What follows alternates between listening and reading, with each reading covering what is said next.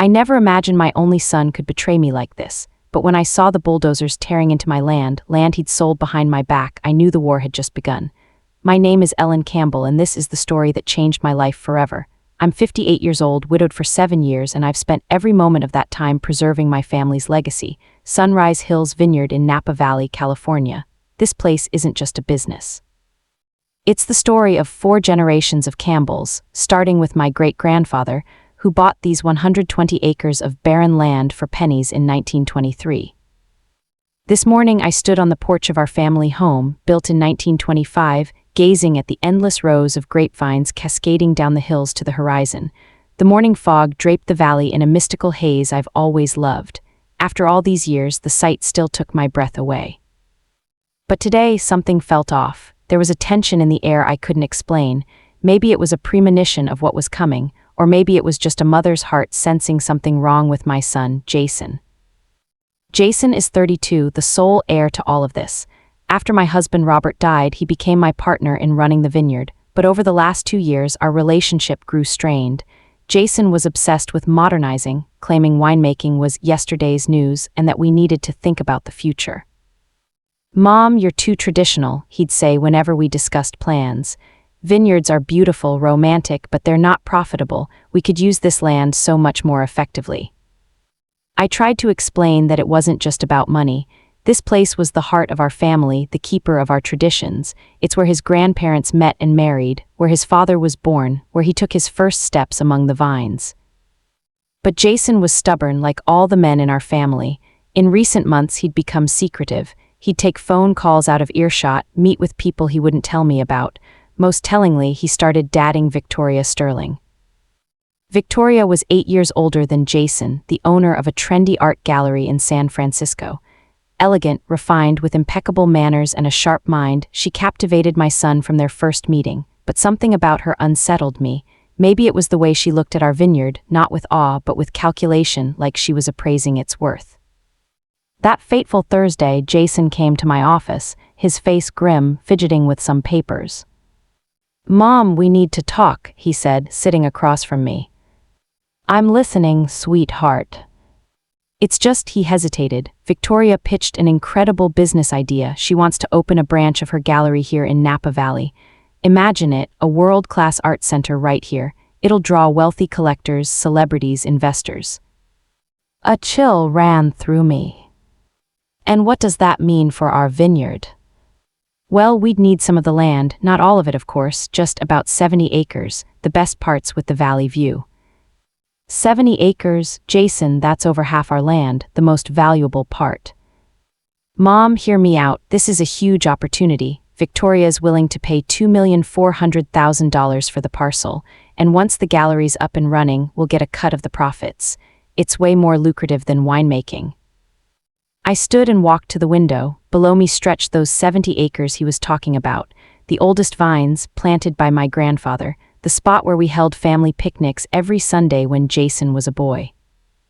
Jason, it's out of the question. I can't sell land that's been in our family for nearly a century.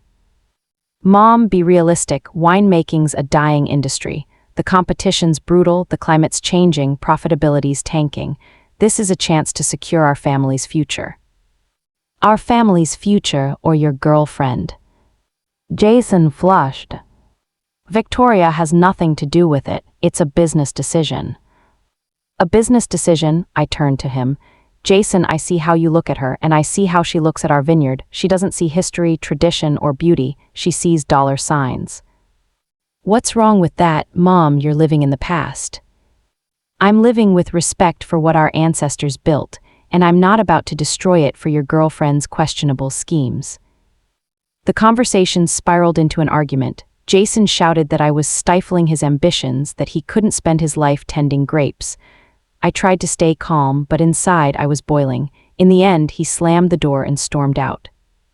For the next few days, he barely spoke to me. We only interacted through the vineyard manager, and even then it was strictly business.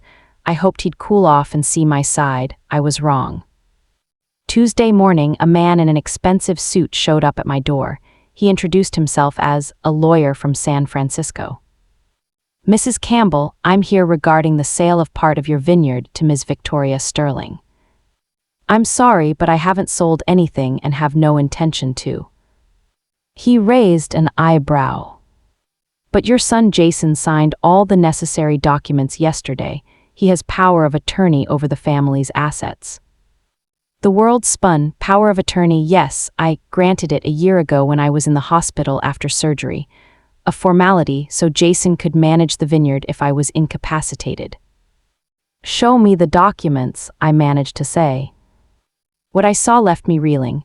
Jason hadn't just sold 70 acres of our best land for $2.4 million, he'd included a clause requiring me to vacate the main house within 30 days, the house I'd lived in for 25 years, the house where my son was born. This can't be, I whispered. He wouldn't do this. I'm afraid he did, Mrs. Campbell. The power of attorney gives him full authority over the family's assets. The deal is entirely legal. The lawyer left me with copies of the documents. I sat in my emptying house, unable to process it. My own son had betrayed me, selling our legacy for a woman he'd known mere months. That evening, Jason came home, looking tense but resolute. Mom, we need to talk. I think we covered everything with your lawyer this morning. Listen, I know you're upset, but in time you'll see I did the right thing. This is the best decision for all of us. For all of us, I stood. Jason, you're kicking me out of my own home.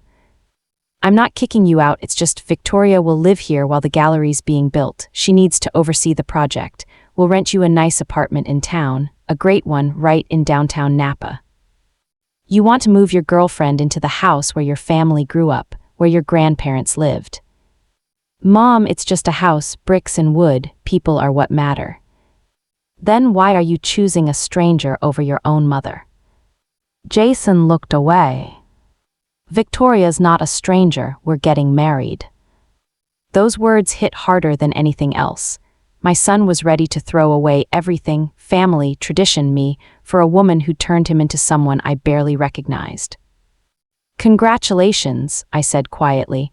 I hope you'll be happy on the ruins of everything your family loved. Mom, don't be dramatic, you'll get used to it. No, Jason, I won't, and I won't forgive you. He shrugged and headed for the door. The apartment papers will be ready by Friday, and Mom, try to understand, I'm not doing this against you, I'm doing it for our future. After he left, I sank into my husband's armchair and for the first time in 7 years sobbed, not quietly as Campbells do, but loudly, desperately like a child. I hadn't just lost my home and land, I'd lost my son. The next few days passed in a fog. I packed, said goodbye to the house where half my life had unfolded. Every room held memories. The kitchen where I cooked holiday dinners, the living room where we celebrated Christmas, Jason's bedroom, untouched since he left for college. On Friday, the moving truck arrived.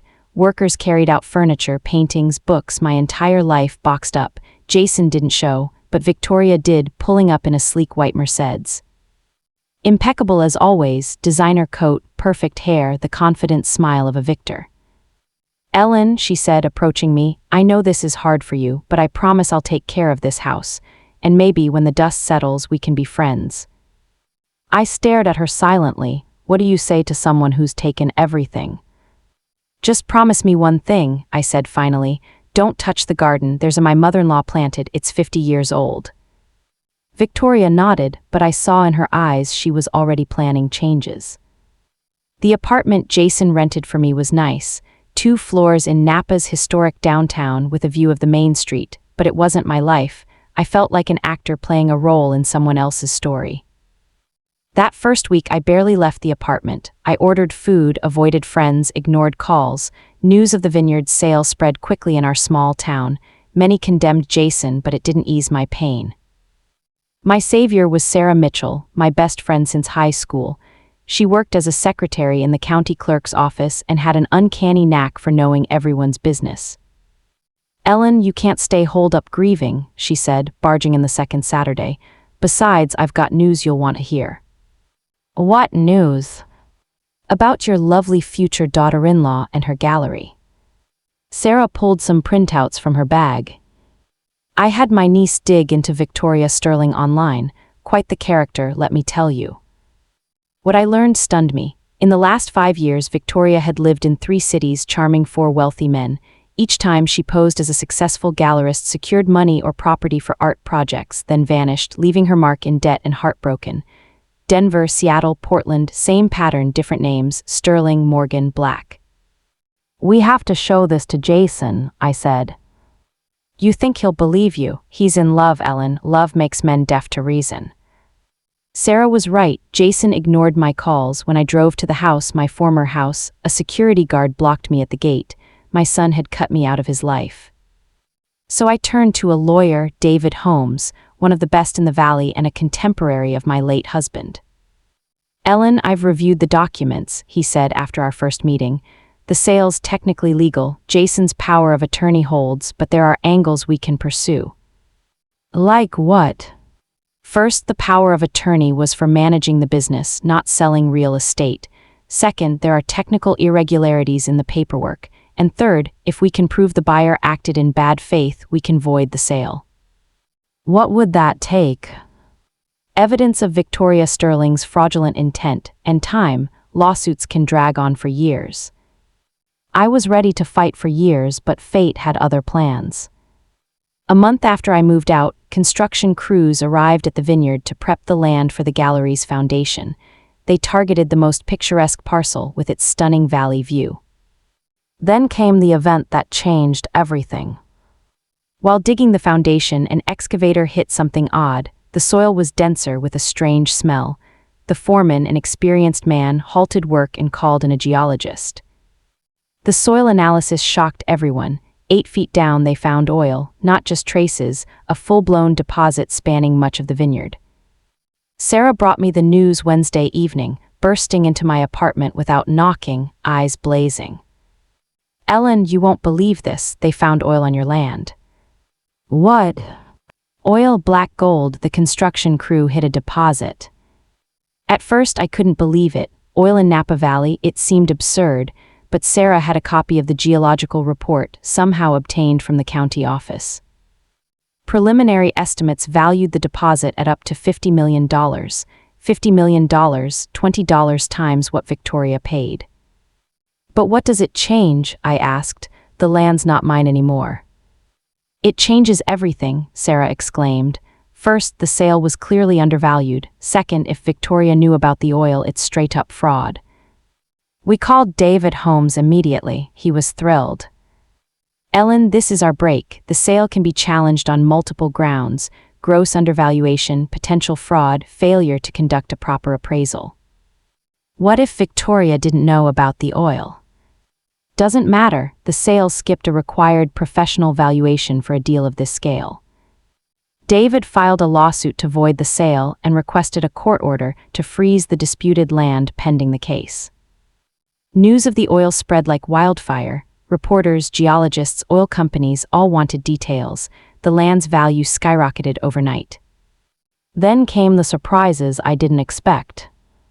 First, a string of people came forward claiming Victoria Sterling had conned them too: a man in Portland who lost his restaurant, a widower in Seattle who lost his home, an elderly couple in Denver who sank their retirement savings into her projects. Second, we learned Victoria's real name was, with a fraud conviction in Florida. But the biggest moment came Thursday evening when Jason showed up at my apartment. He looked awful, unshaven, haggard, in a wrinkled shirt, not the confident man who'd forced me out a month ago. "Mom," he said at the door, "can I come in?" I stepped aside silently. "Mom, I've been a complete idiot." "Sit down, Jason." He sank into a chair, burying his face in his hands. "Victoria's gone. I came home this morning and she's vanished. Took all the money from our joint account, her things, everything, didn't even leave a note." "The money from the joint account?"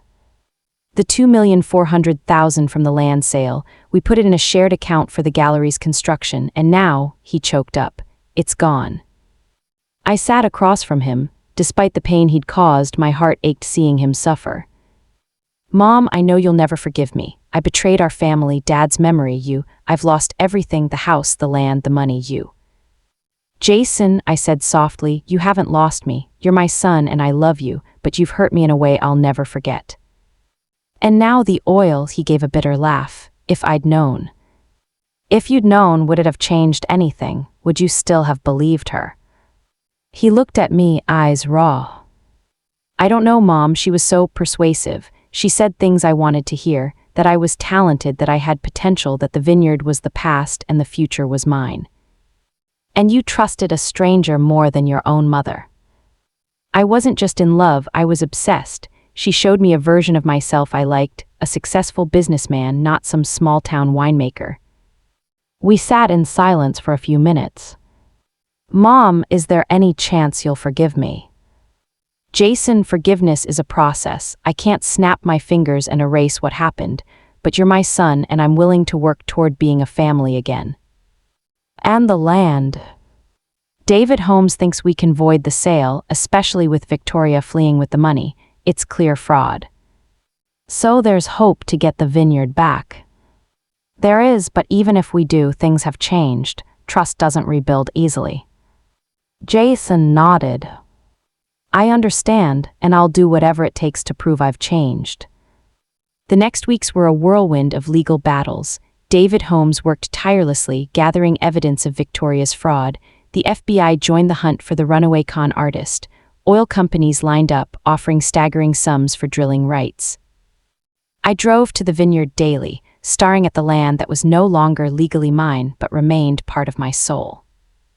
The turning point came 2 months later. Victoria was arrested in Mexico, where she'd fled with the stolen money.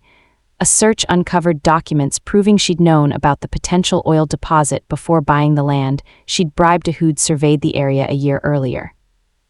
It was a bombshell. The sale was based on deliberately false information.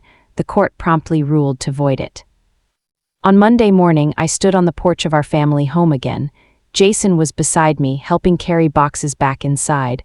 We spoke little, but I felt something shifting between us. Mom, he said as we brought in the last box, what do we do about the oil? I'd thought about that a lot. What do you think? I think we should extract it sustainably and use the profits to grow the vineyard, modernize production but keep the traditions. I looked at him, surprised. Those were the words I'd hoped to hear. And Victoria's gallery. Screw the gallery, he said sharply. I want to make wine, real wine, like Grandpa did, like Dad did. But life had more surprises in store. A week after moving back, a representative from Texas Oil arrived, a polished man in his 50s, Charles Reeves, vice president of the company. Mrs. Campbell, he said, we're prepared to offer $50 million for drilling rights on your land. $50 million, a sum that could change our lives forever. But there's a catch, he continued. We'll need a significant portion of the surface for equipment, roads, temporary structures. The vineyard would have to be reduced substantially. How much? About 80%. My stomach clenched. Someone was trying to take my vineyard again, this time with honest money, but the result was the same. Mr. Reeves, thank you for the offer. I need time to think. Of course, but don't take too long. We have other options in the region. After he left, I sat in the garden staring at the vines. What would Robert have done, his father, his grandfather? Jason found me there that evening. Mom, I heard about the oil company's offer. And honestly, part of me thinks it's crazy to turn down that kind of money, but the bigger part says if we sell, we lose what we fought for. We could buy another vineyard, a bigger, better one. It wouldn't be ours, Mom, it'd just be land with grapes. This place, it's our story. That night I barely slept. I wandered the house, remembering every corner, every story tied to this place. By morning, I'd made my decision. I called David Holmes and asked him to find a company that could extract oil with minimal surface impact. Such technology existed. Horizontal drilling could access the oil without disrupting the landscape. A month later, we signed a deal with Green Energy, a Canadian firm specializing in eco-friendly extraction. They offered $30 million and a guarantee not to touch a single vine. Mom, Jason said the day we signed, I'm proud of you. You found a balance between the past and the future. We found it, I corrected. This is our project now.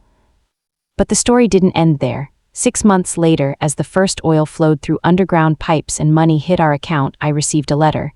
no return address, postmarked Los Angeles. Dear Ellen, it read, you're probably surprised to hear from me. I know I caused you and Jason immense pain and I don't expect forgiveness. I just want to explain. I grew up in poverty. My father was an alcoholic. My mother died when I was 12. I learned early that in this world, you survive by taking what you want. I never knew what family, home, or tradition meant, so I couldn't understand why you'd cling to an old house and grapevines when millions were on the table. I'm in prison now, 5 years for fraud. I've had time to think. I realize I spent my life chasing what you had all along, a real home. Not a place, but a sense of belonging, roots, a connection across generations. Jason's a good man. I exploited his dreams of a different life, but deep down, he always knew his place was with you, on your land. I don't know why I'm writing this, maybe just to say thank you. You showed me another way to live, a life where people value more than money. Protect what you have, it's true wealth. Victoria. I held the letter for a long time, then burned it in the fireplace. Some chapters need to close for good. A year passed, the oil rig hummed invisibly underground. The vineyard thrived like never before. We hired top experts, bought cutting-edge equipment, but kept our traditional methods. Jason changed. He grew more serious, responsible, wiser. He studied winemaking with the passion he'd once reserved for other dreams, and I saw something new in his eyes, peace. He'd found his place. One Saturday evening, we sat on the porch, tasting a new wine, a Cabernet Sauvignon and Merlot blend Jason created in memory of his father. Mom, he said, watching the sunset over the vineyard, remember when you said forgiveness is a process? I do. How's that process going? I looked at my son who'd stumbled, fallen, but found the strength to rise and change. It's complete, I said. I forgive you, but more importantly, have you forgiven yourself? I'm learning, he smiled, every day. We sat in silence, savoring the quiet and beauty of our land. Somewhere below, oil flowed, bringing millions. But the real treasure was these moments, a mother and son, carrying on a tradition nearly a century old. A month later, Jason met Parker, the daughter of a neighboring vineyard's owner. Raised in a winemaking family, she understood the craft and loved the land. When he brought her to meet me, I knew instantly she was right for my son. Mrs. Campbell, she said, shaking my hand, Jason talks so much about your family's traditions. I'd love to hear the story from you someday. I'd be delighted, dear, we have time. And we did, time to rebuild our bond, create quantum field theory, create new traditions, plan for the future. The oil money gave us the freedom to do what we loved without financial strain. But most importantly, we had family again. One evening, as Jason and I walked the vineyard before harvest, he stopped near the spot where the oil was found. Mom, you know what I think? Maybe this was fate. Victoria, the sale, the oil, maybe it all had to happen so I could learn what really matters. And what's that? Family, home, tradition, things money can't buy but stupidity can lose. I took his arm. Your father always said the land teaches patience. Grapes don't ripen in a day. Good wine takes time, so do people. Am I ripening? He grinned. You're getting there, I smiled, and I'm proud of the man you're becoming. We reached the old oak at the vineyard's edge where my father-in-law, Jason's grandfather, was buried. A simple stone reed, Campbell, 1895-1973, he loved this land. Think Grandpa would be proud of me now, Jason asked. He'd understand, he was young and made mistakes too. What matters is you learned and came home. Home, Jason echoed. I used to think home was a cage, now I see it's a foundation. 6 months later, Jason and got engaged. They planned the wedding on the vineyard in the garden by the house, the same lawn where Jason played as a child, where his parents hosted friends, where 4 generations of Campbells celebrated life's milestones. On their wedding day, watching my son vow to love who would carry on our legacy, I felt Robert's presence, as if his hand rested on my shoulder. Do you see this? I thought to him, our son, grown into a man we can be proud of. The breeze stirred the vines, and I felt it was his reply. After the ceremony, as guests danced under the stars, approached me. Mrs. Campbell, sorry, Mom, she corrected herself. Thank you for what you've done for Jason. He told me everything, how he almost lost it all, and how you helped him find his way home. Dear, he found his own way, I just waited. Still, not every mother would forgive that kind of betrayal. A mother's love isn't a feeling, it's a choice. To love no matter what, even when it hurts, even when forgiveness feels impossible. She hugged me. I'll be a good wife and daughter, she whispered, I promise. I know, dear, and I know you'll bring children to this house to carry on our story. A year later, our granddaughter was born. Little Rose Campbell, named for the 50-year-old my mother-in-law planted, the one I begged Victoria not to touch, which still bloomed every spring. Holding Rose in the garden, I felt the circle complete. 5 generations of Campbells, from who bought this land for pennies to Rose, who would one day learn her family's story. The oil money kept coming. We invested in education, charity, and local wineries struggling to survive. We funded scholarships, built a library, and supported our community. But the heart of our investment was the vineyard's future. Jason experimented with new grape varieties and planned decades ahead. His marketing talent took our wines global. You know, Mom, Jason said one evening, I wonder what would happen if Victoria hadn't come along. I might still be a restless small-town winemaker dreaming of something else.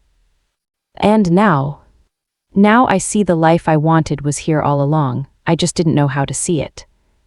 5 years after Jason sold the vineyard, 5 years after I thought I'd lost him forever, I watch him now, playing with Rose among the vines, planning winery expansions, discussing names for the second child he and are expecting. Everything happened as it was meant to. Sometimes you have to lose everything to realize what you have. In her last letter before her release from prison, Victoria wrote, Ellen, I'm out in a month. I want to start an honest life. You and Jason showed me that's possible. Thank you for the lesson. I didn't reply, but I prayed for her, the woman who nearly destroyed us but in a way made us stronger. Now I sit on the same porch where this story began.